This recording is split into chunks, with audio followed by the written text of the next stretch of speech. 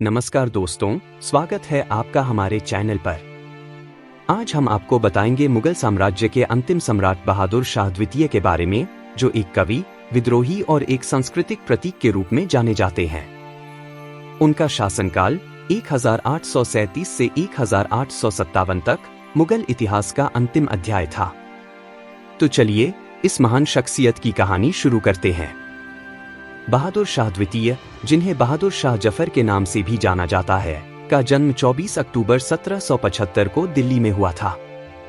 वह अकबर शाह और लाल बाई के पुत्र थे। अपने पिता की मृत्यु के बाद 28 सितंबर 1837 को उन्होंने मुगल गद्दी संभाली। जफर का मतलब होता है विजय, लेकिन उनके शासनकाल को देखते हुए यह नाम विडंबना जैसा लगता है। बहादुर शाह जफर की शुरुआती शिक्षा दिल्ली में ही हुई।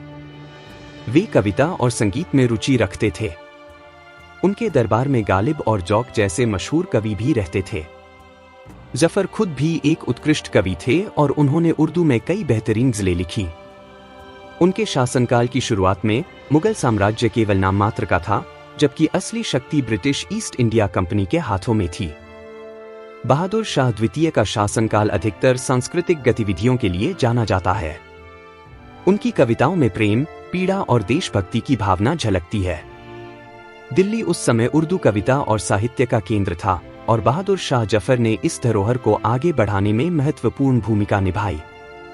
वे अपने समय के महान कवियों में से एक थे और उनके दरबार में सांस्कृतिक गतिविधियों का हमेशा स्वागत होता था। 1857 का विद्रोह भारतीय स्वतंत्रता संग्राम का एक महत्वपूर्ण अध्याय है। इस विद्रोह को सिपाही विद्रोह या प्रथम स्वतंत्रता संग्राम भी कहा जाता है। विद्रोह का मुख्य कारण ब्रिटिश शासन के खिलाफ असंतोष था और बहादुर शाह जफर को इस विद्रोह का प्रतीकात्मक नेता बनाया गया। दिल्ली में विद्रोहियों ने उन्हें अपना सम्राट घोषित किया और उनसे आशीर्वाद मांगा। यह उनके जीवन का सबसे निर्णायक समय था। हालांकि विद्रोह असफल रहा और अंग्रेजों ने विद्रोह को बुरी तरह कुचल दिया। अंग्रेजों की सेना ने दिल्ली पर पुनः कब्जा कर लिया और बहादुर शाह जफर को पकड़ लिया गया। उन्हें लाल किले में बंदी बनाया गया और उनके 3 बेटों को अंग्रेजों ने मौत के घाट उतार दिया। बहादुर शाह जफर पर विद्रोह का नेतृत्व करने का आरोप लगाया गया और उन पर मुकदमा चलाया गया।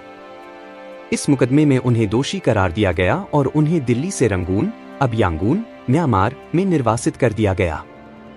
रंगून में उनका जीवन कठिनाइयों से भरा था, लेकिन उन्होंने वहां भी अपने लेखन और काव्य से लोगों को प्रभावित किया। रंगून में निर्वासित जीवन बिताते हुए बहादुर शाह जफर ने कई कविताएं लिखी जो उनकी पीड़ा और निराशा को दर्शाती हैं।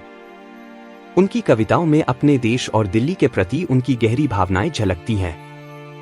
एक प्रसिद्ध शेर है, लगता नहीं है दिल मेरा उजड़े दयार में, किसकी बनी है आलमेना पायदार में।